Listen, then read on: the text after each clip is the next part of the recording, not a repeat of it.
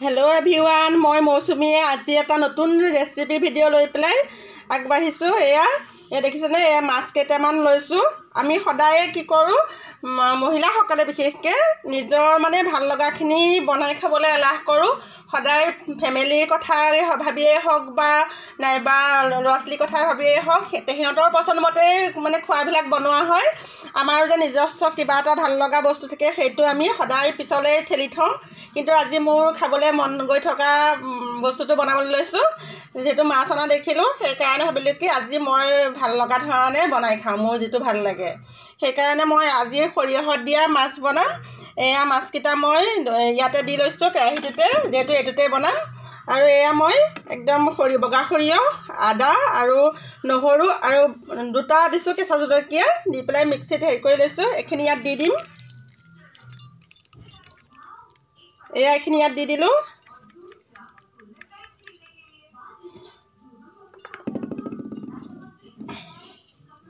আৰু গোটেই বস্তুখিনি মই আগতে যোগাৰ কৰি লৈছোঁ, কাৰণ মোৰ ভিডিঅ' বনাই দিয়া মানুহ নাইকিয়া, নিজেই কৰিব লাগে, সেইকাৰণে অসুবিধা হয়।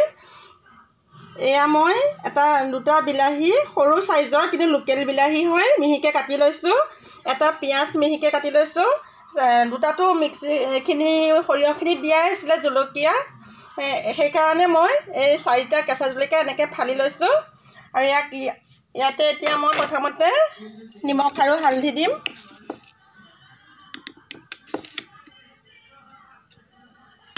জোখমতে দিব নিমখ দিলোঁ, অলপ হালধি দিলোঁ। এয়া আৰু বিলাহীখিনি দি দিম এতিয়া। বিলাহী, পিঁয়াজ আৰু কেঁচা জলকীয়াখিনি ইয়াত দি দিম।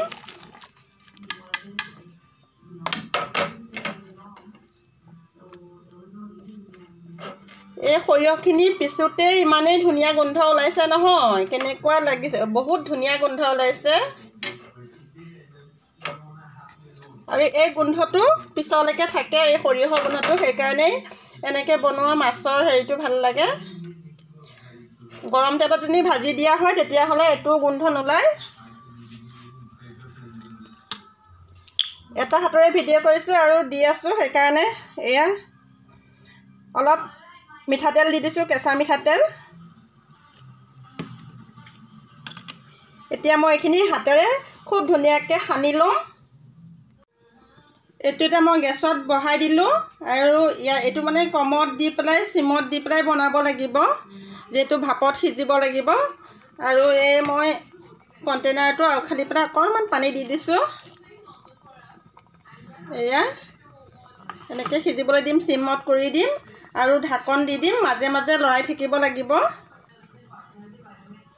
এয়া মই ঢাকনখন লগাই দিছোঁ আৰু গেছটো চিমত কৰি দিছোঁ।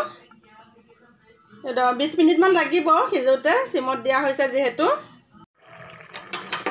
প্ৰায় 20 মিনিটমান সময় একদম পূৰা চিমত দি পেলাই লুটিয়াই বগৰাই থকাৰ পিছত এয়া মোৰ সৰিয়হত দিয়া মাছ পূৰা ৰেডি হৈ গৈছে। দেখিছেনে কালাৰটো? এইটো এতিয়া দেখিলে নকয় যে ইয়াত এনেকৈ নভজাকৈ বনোৱা হৈছে বুলি। কালাৰো বহুত ধুনীয়া আহিছে আৰু টেষ্টটো আৰু গোন্ধ বহুত একেবাৰে ধুনীয়া হৈছেই। কোনে কোনে এনেকৈ খাই ভাল পায় আপোনালোকে কমেণ্টত জনাব, আৰু কেনেকুৱা লাগিলে ভিডিঅ'টো সেইটোও জনাব। আৰু আজি এতিয়া হৈ গ'ল, আজি মোৰ মনে বিচৰা হেৰিটো মই বনালোঁ। এতিয়া খাম আৰু ধুনীয়াকৈ এথাল ভাত মাৰি দিম আৰু। আজিলৈ বাই।